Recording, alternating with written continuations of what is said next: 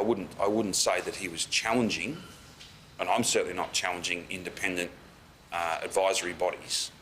But what ATAGI's done is it's looked at evidence and then it's made a risk rating. It's rated the risk of getting the vaccine with the risk of not getting it. Delta variant perhaps means you need to have another look at that. But I don't think that a group of scientists, and let's not forget this was till recently chaired by Alan Cheng, and you won't find a better Victorian than him. Fantastic, brilliant mind, and a humble and diligent public servant who's done a fantastic job. We don't need to tell ATAGI to do that. I reckon they're probably looking at Delta, and they're looking at the fact that if you're not vaccinated, your chances of getting this in a wild outbreak is really high, and the health outcomes are terrible, and all the stuff we know. I reckon they'd be looking at that in some detail. What they do with those facts and those opinions and all of that and that evidence, I'd be confident that they'll be doing that work. Premier, just back on the Ring of Steel, didn't Victoria Police say it wasn't very effective and that's why we weren't doing it this time around? No. In terms of keeping people from New South Wales out of Victoria, that's a different task than what we put in place last year, which was to keep Melburnians in Melbourne and Mitchell Shire for a fair bit of that time. They're two different tasks. One is about keeping people out, and it's a much smaller number, and one is about keeping people within a city, and that is really important. We did this last year. It was very intensive. It was very challenging. It was every car being stopped. But, if we want, you've got a national emergency in Sydney.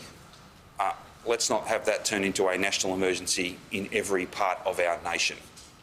That is not a good outcome for anybody. But the Police Association said, I forget whether it was a lockdown or the lockdown before, when there was a debate about having another Ring of Steel, the Police Association said it didn't work.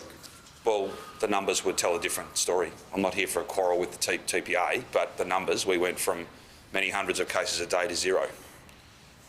Sydney is on fire with this virus, and we need a Ring of Steel put around Sydney. Do you expect beds to open at the Mickleham quarantine facility by the end of the year? I certainly hope so. I think we had slated 500 to be open in January and another 500 to be open some months later, 2 or 3 months later. So if we can do a little bit better than that, it's good news today. The Commonwealth's out there with the builder, and they'll be cracking on getting it done as fast as possible.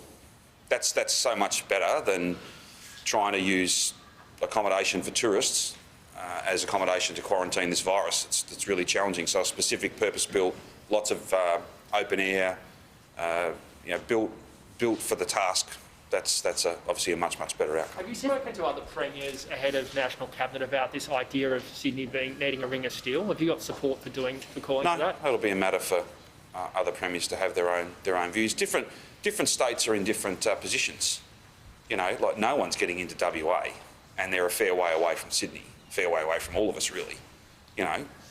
What the other position that other states take is a matter for them. I'm simply saying, as someone who's put a Ring of Steel around Melbourne, my view is that the New South Wales government need to put a Ring of Steel around Sydney.